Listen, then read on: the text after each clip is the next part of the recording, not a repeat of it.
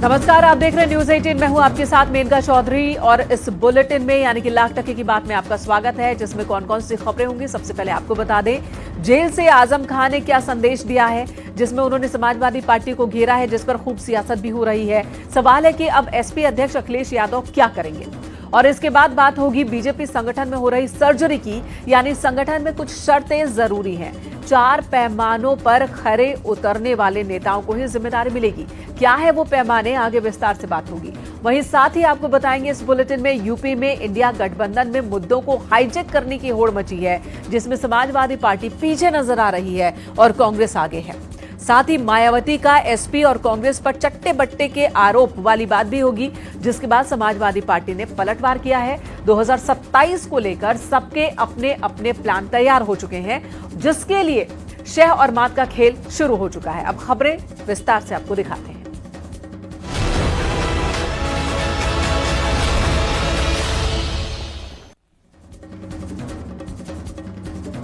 Jail में बंद SP नेता आजम खान ने इंडिया गठबंधन के नेताओं पर मुस्लिम लीडरशिप को खत्म करने का आरोप लगाया।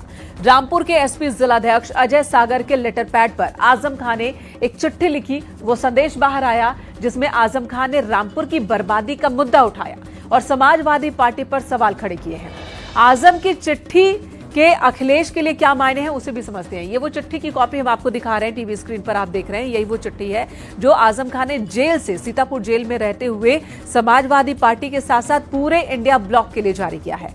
आजम की चिट्ठी ने अखिलेश के होश उड़ा दिए हैं। अखिलेश के लिए उसके मायने क्या है वो समझ लेते हैं। दरअसल संभल हिंसा का मुद्दा अखिलेश ने मजबूती से उठाया।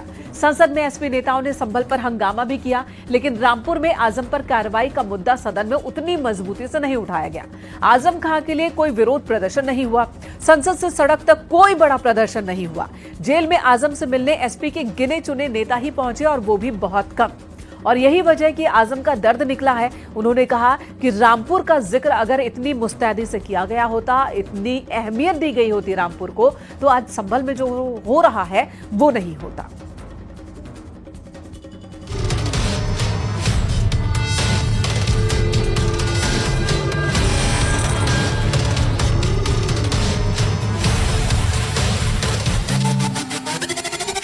समाजवादी पार्टी के वरिष्ठ नेता और पूर्व मंत्री आजम खान एक बार फिर से सुर्खियों में है। अब उन्होंने सीधे तौर पर इंडिया गठबंधन की खामोशी पर सवाल खड़े करते हुए कहा है कि मुसलमानों के हालात और भविष्य पर विचार करने के लिए मजबूर होना पड़ेगा।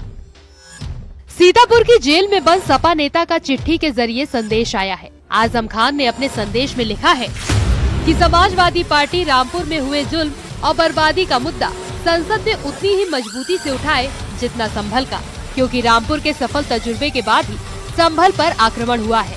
रामपुर की बर्बादी पर इंडिया गठबंधन खामोश तमाशाई बना रहा और मुस्लिम लीडरशिप को मिटाने पर काम करता रहा। इंडिया ब्लॉक को अपनी स्थिति स्पष्ट करनी होगी, अन्यथा मुसलमानों को हालात और भविष्य पर विचार करने के लिए मजबूर होना पड़ेगा। मुसलमानों पर होने वाले हमलों और उनकी मौजूदा स्थिति पर तथा अपनी नीति पर खुलकर स्थिति स्पष्ट करें। यदि मुसलमानों के वोट का कोई अर्थ ही नहीं है और उनके वोट का अधिकार उनकी नस्ल खुशी करा रहा है, तो उन्हें विचार करने पर मजबूर होना पड़ेगा कि उनके वोट के अधिकार को रहना चाहिए या नहीं।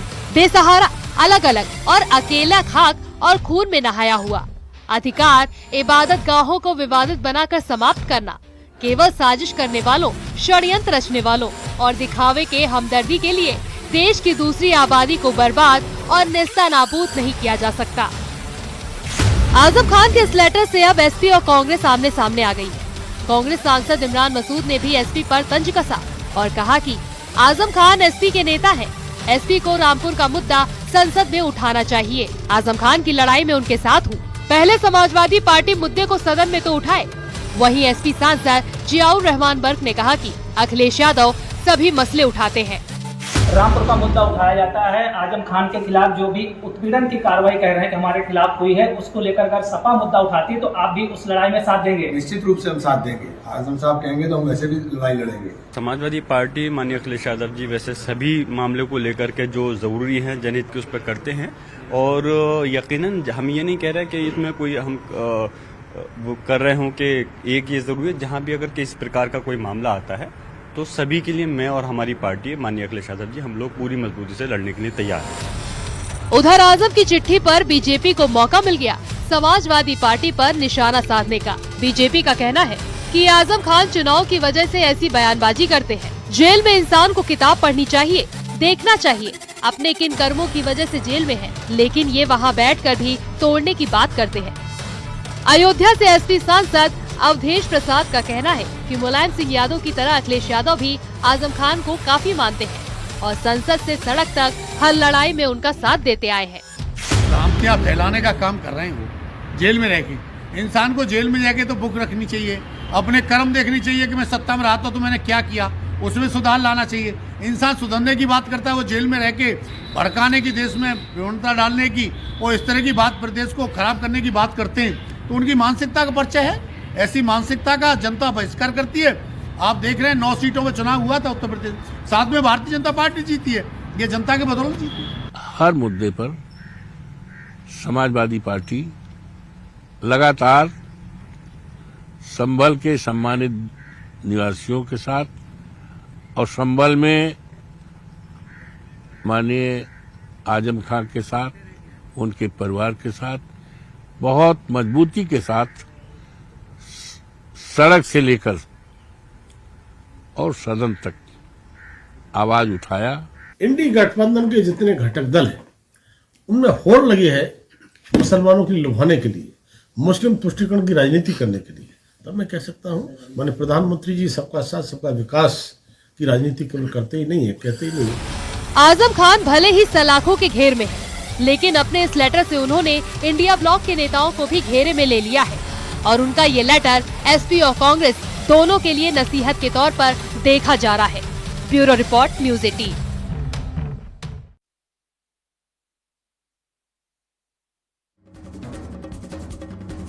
संगठन चुनाव से पहले यूपी बीजेपी ने एक बड़ा फैसला लिया। संगठन चुनाव को लेकर निर्देश जारी किया गया। इसमें साफ तौर पर कहा गया है कि बाहरी लोगों को मंडल अध्यक्ष और जिला अध्यक्ष नहीं बनाया जाएगा। इतना ही नहीं, दागी लोगों को भी संगठन में जगह नहीं मिलेगी। और इसी पर आपको ये रिपोर्ट दिखाते हैं।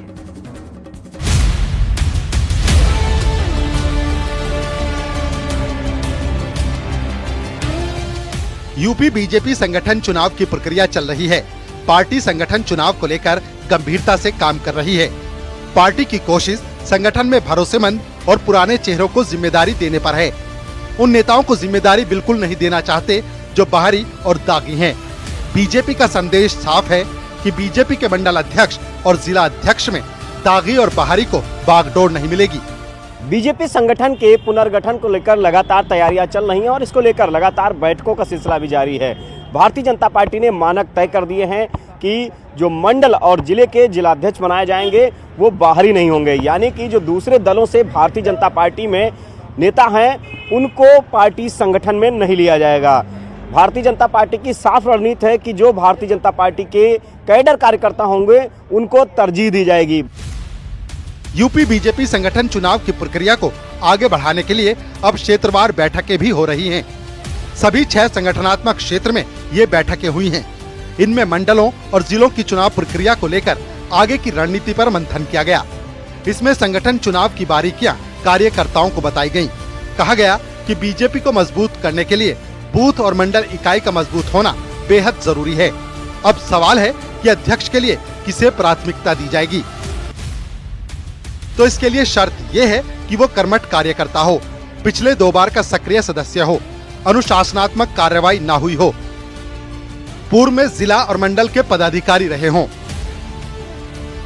पूरे उत्तर प्रदेश में सभी कार्यकर्ताओं ने मिलकर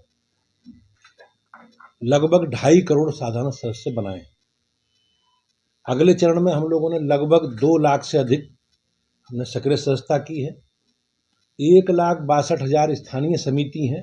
हमारे यहाँ स्थानीय समिति बूथ होता है, तो उन स्थानीय समितियों में हमने अधिकांश स्थानीय समिति के गठन का काम हमारा पूरा हो गया है। प्रदेश में चुनाव अभियान की शुरुआत बूथों के गठन की प्रक्रिया से हुई थी। अब बारी बीजेपी के मंडलों और जिला अध्यक्ष के चुनाव की है।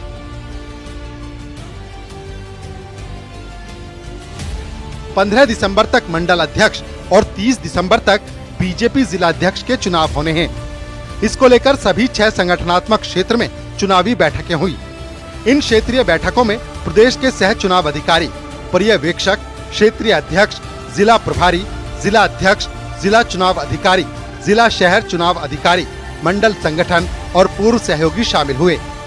अब हमें 15 तारीख तक मंडलों के गठन की प्रक्रिया पूरी करनी है। फिर अगले चरण में हम 15 तारीख से 30 तारीख तक जिला अध्यक्षों के गठन की प्रक्रिया पूरी करेंगे और संभवतः अभी कोई तिथि निर्धारित नहीं है, लेकिन जैसा पहले कहा गया था 15 जनवरी तक सभी प्रदेश अध्यक्षों के चुनाव का प्रक्रिया पूरी करेंगे। दरअसल भारतीय जनता पार्टी ने इस बार भाजपा संगठन में चुनाव प्रक्रिया कराकर सभी पदों पर बड़े फेरबदल की तैयारी शुरू कर दी है। इसके तहत बीजेपी 1,65,000 बूथ अध्यक्षों में से 1 लाख बूथ अध्यक्ष नए चेहरों को बना चुकी है।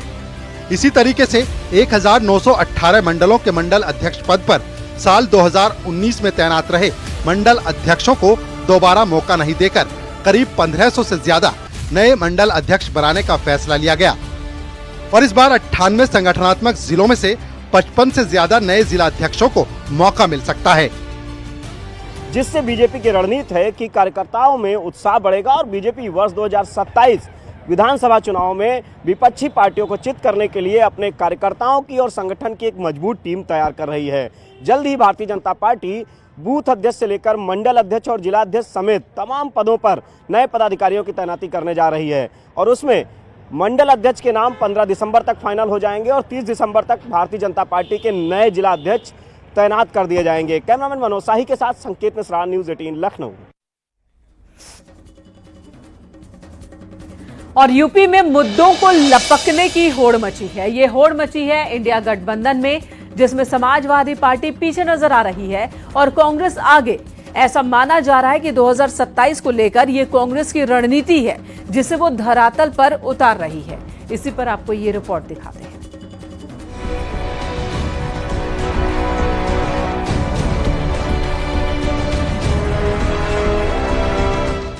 कहते हैं सियासत में मुद्दा तो मायने रखता ही है, लेकिन इसके साथ ही जो सबसे ज्यादा अहमियत रखता है वो है समय। समय पर सियासी चोट नहीं की तो मुद्दा बेकार हो जाता है और सियासत भी। यूपी में इन दिनों इंडिया गठबंधन के 2 धड़े कांग्रेस और समाजवादी पार्टी में इसी की होड़ लगी है। उत्तर प्रदेश में इंडिया गठबंधन के 2 बड़े धड़े यानी समाजवादी पार्टी और कांग्रेस में इस बात को लेकर होड़ मची हुई है कि आखिर किस मुद्दे पर कौन आगे बढ़ जाए। बात चाहे संभल हिंसा की हो या फिर किसानों के मुद्दे पर, कांग्रेस पार्टी ने जिस तरह से संभल हिंसा के तमाम विक्टिम्स को बुलाकर अपने यहाँ मुलाकात की, दूसरी तरफ किसानों के मुद्दे पर जिस तरह से कांग्रेस पार्टी का रुख रहा, उससे लग रहा है कि समाजवादी पार्टी से वो मुद्दों को छीनती हुई नजर आ रही है। यूपी में कांग्रेस और एसपी में मुद्दों को हाईजैक करने की होड़ को उदाहरण के तौर पर भी समझिए। कांग्रेस सांसद राहुल गांधी ने संभल में हुई हिंसा में मारे गए युवकों के परिजनों से मंगलवार को दिल्ली में मुलाकात की। ये मुलाकात सोनिया गांधी के आवास पर हुई, जिसमें कांग्रेस की ओर से इंसाफ की बात कही गई। उधर एसपी सांसद की माने तो उनकी संभल हिंसा में मारे गए युवकों के परिजनों से पहले ही मुलाकात हो चुकी थी, लेकिन उन्होंने इसे जग जाहिर नहीं किया। पूरे प्रदेश में मुसलमानों की स्थिति पर कांग्रेस पार्टी मजबूती के साथ उनके सवालों पर लड़ रही है। चाहे वो CA/NRC का मामला रहा हो, आपने देखा कि प्रियंका गांधी, राहुल जी सब लोग सड़कों पर लड़े। अभी संभल का मसला हुआ, संभल भी हमारे पार्टी के नेता राहुल जी, प्रियंका जी जा रहे थे, उनको पुलिस ने रोक दिया और कल वो पीड़ित परिवार से मिले हैं और उनकी पीड़ा सुने हैं।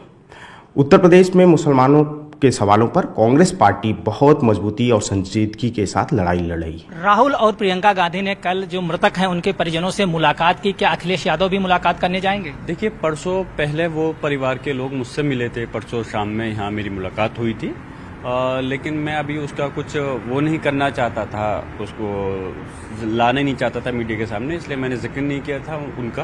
परसों वो परिवार वाले पहले मेरे पास ही आए थे, क्योंकि मेरे क्षेत्र के भी हैं, और जिस तरह से उनसे मुलाकात की अलग बात है। और राष्ट्रीय अध्यक्ष अखिलेश जी ने तो हमारे पहले ही कहा है उनकी सहायता करने के लिए। जो पीड़ितों से आपने मैं बता देता हूँ, सहायता के लिए पैसे 5-5 लाख रुपए मदद करने भी कहा, कानूनी लड़ाई लड़ने के लिए साथ में भी कहा है, तो इसलिए वो तो मिलेंगे ही राष्ट्रीय अध्यक्ष जी हमारे। तो पीड़ितों के जो परिवार वाले हैं उनकी क्या आपने अखिलेश यादव से बात कराई?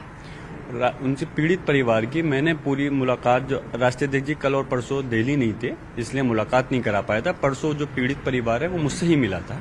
कल कुछ लोगों ने ले आकर के उनसे ही मिलवाया। खैर कोई बात नहीं। ये तो बात हुई संभल की, लेकिन एसपी नोएडा में किसानों के मुद्दे पर भी कांग्रेस से पीछे नजर आ रही है, क्योंकि कांग्रेस का प्रतिनिधिमंडल ग्रेटर नोएडा पहुंचा, जिसमें कांग्रेस सांसद इमरान मसूद, प्रयागराज से सांसद उज्जवल रमन, बाराबंकी से सांसद तनुज पुनिया मौजूद थे। कांग्रेस का प्रतिनिधिमंडल जेल में बंद किसानों से मिलना चाहता था, लेकिन ये मुलाकात हो न सकी और डीएम से मुलाकात के बाद उन्हें लौटना पड़ा। अब कांग्रेस के बाद एसपी का डेलीगेशन भी गुरुवार को गौतम बुद्ध नगर में किसानों से मुलाकात के लिए जाएगा, जिसमें 3 सांसद, 1 विधायक समेत 16 सदस्य शामिल होंगे। इस तरह से हमारे पास सूचना है कि उनको बिल्कुल अलग उसके अंदर डाल दिया, तनाई के अंदर डाल दिया है, उनके साथ जाती हो रही है। तो हम कोशिश करेंगे उनसे मिल करके और उनको क्या परेशानी हो और उसको जो भी दूर हो सकती है उसके अंदर हम कोशिश करेंगे दूर हो। प्रतिनिधिमंडल में कौन कौन है? उज्जवल रमन सिंह जी हमारे प्रयागराज से सांसद हैं, तनुज पुनिया जी हमारे बाराबंकी से सांसद हैं और मैं खुद, हम तीनों लोग आए हैं। अब राहुल जी ने हमें भेजा है। मतलब साफ है, यूपी में मुद्दों को लपकने की होड़ में कांग्रेस समाजवादी पार्टी से आगे चल रही है। ऐसा माना जा रहा है कि 2027 को लेकर ये कांग्रेस की रणनीति है, जिसे वो धरातल पर उतार रही है। ऐसे में सवाल यही, क्या 2027 से पहले समाजवादी पार्टी और कांग्रेस को लेकर तमाम जगहों पर जो एक बात चल रही है उसमें सच्चाई नजर आ रही है? खास तौर से चर्चा यही है कि कांग्रेस पार्टी समाजवादी पार्टी से मुद्दों को छीनती हुई नजर आ रही है। कैमरा पर्सन रवि के साथ अलाउद्दीन, न्यूज़ 18 लखनऊ। और संभल हिंसा पर संसद में हो रहे हंगामे पर बीएसपी सुप्रीमो के बयान पर समाजवादी पार्टी और कांग्रेस तिलमिलाई हुई है। दरअसल मायावती ने कहा था कि संभल हिंसा की आड़ में खासकर एसपी और कांग्रेस मुस्लिम वोटर्स को रिझाने में जुटे हैं और इन्हें बाकी मुद्दों से अब कोई लेना देना नहीं रह गया। ये दोनों ही एक ही थाली के चट्टे बट्टे हैं। अब जरा समझते हैं कि आखिर मायावती के सियासी बयान के मायने क्या है। एक रिपोर्ट के जरिए आपको दिखाते हैं।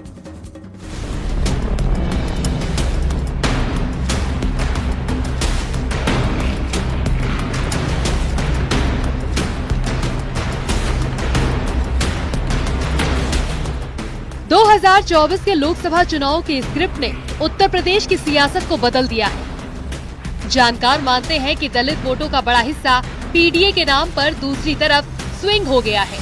ऐसे में बहुजन समाज पार्टी की मुखिया अपनी एक लकीर खींचना चाहती हैं। वहीं दूसरी तरफ समाजवादी पार्टी, जो कि बहुजन समाज पार्टी के लिए बड़ा सिरदर्द है, लगातार मायावती पर हमलावर है। समाजवादी पार्टी का कहना है कि मायावती आखिर संभल क्यों नहीं जाती है।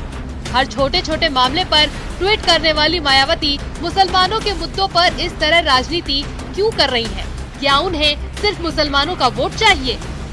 देखिए आदरणीय मायावती जी का, मैं समझता हूँ उनको पार्टी का डेलीगेशन बनाना चाहिए और मैं समझता हूँ उनको खुद वहां पर जाकर के यथास्थिति से अवगत होना चाहिए। किस तरीके से 5 मुस्लिम भाइयों की वहां पर जान चली गई, पुलिस प्रशासन ने किस तरीके से गोली मार करके उनकी हत्या कर दी। लेकिन मायावती जी इस पर भी जो है कह रही हैं कि हम राजनीति कर रहे हैं। देखिए समाजवादी पार्टी वहां पे पीड़ित परिवार के साथ है। दरअसल मायावती ने यह आरोप लगाया था कि उस वक्त ये सब जातिवादी खेल कांग्रेस पार्टी ने किया था और अब जब वहां उनका शोषण हो रहा है तो विपक्ष की मुख्य पार्टी चुप है और वो सिर्फ मुस्लिम के वोट के लिए संभल संभल चिल्ला रही है। इस मामले में एसपी और कांग्रेस एक ही थाली के चट्टे बट्टे हैं। मायावती ने बीजेपी के नेतृत्व वाली केंद्र सरकार से मांग करते हुए कहा कि सरकार अपनी जिम्मेदारी आगे बढ़कर निभाए ताकि शोषण का शिकार हो रहे लोगों को बचाया जा सके।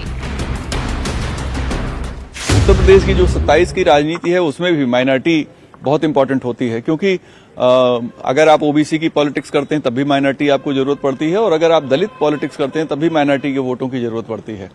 तो मायावती एक फ्यूचर प्रोस्पेक्ट्स को लेकर आगे बढ़ने की कोशिश कर रही हैं कि 2027, चूंकि बाई इलेक्शन में भी उनको रिजल्ट अच्छा नहीं मिला और 2024 में भी अच्छा नहीं मिला, 22 में भी उनको अच्छा रिजल्ट नहीं मिला था, तो मायावती चाहती हैं कि मुस्लिम मतदाता कांग्रेस और सपा के अलावा उनकी तरफ भी देखें। बहुजन समाज पार्टी की राष्ट्रीय अध्यक्ष मायावती इस बात को बखूबी जानती हैं कि उनको क्या करना है और क्या नहीं। 2027 से पहले बहुजन समाज पार्टी अपनी सियासी विचारधारा की स्क्रिप्ट को तैयार कर लेना चाहती है। 2024 का लोकसभा चुनाव बहुजन समाज पार्टी के लिए बिल्कुल अच्छा नहीं रहा, क्योंकि दलित वोट भी पीडीए के नाम पर समाजवादी पार्टी में खिसकता हुआ नजर आया। ऐसे में बहुजन समाज पार्टी के मुखिया अब एक नई दशा और दिशा तय करना चाहती हैं, लेकिन कम से कम 2027 के चुनाव में उनकी पार्टी का न सिर्फ वजूद बचा रहे, बल्कि सियासी तौर से उनको लोग याद भी करें। कैमरा पर्सन रवि के साथ अलाउद्दीन, न्यूज़ 18 लखनऊ। उधर बस्ती पहुंचे सीएम योगी आदित्यनाथ कर्मा देवी समूह के स्थापना दिवस कार्यक्रम में शामिल हुए और इस दौरान उन्होंने पिछली सरकारों पर निशाना साधा। सीएम ने कहा कि पूर्वांचल अब उजड़ नहीं रहा है, बल्कि शिक्षा और मेडिकल के क्षेत्र में विकसित हो रहा है। पिछली सरकारों ने शिक्षा पर ध्यान नहीं दिया, लेकिन अब निजी क्षेत्र में शिक्षा और अस्पताल खुल रहे हैं।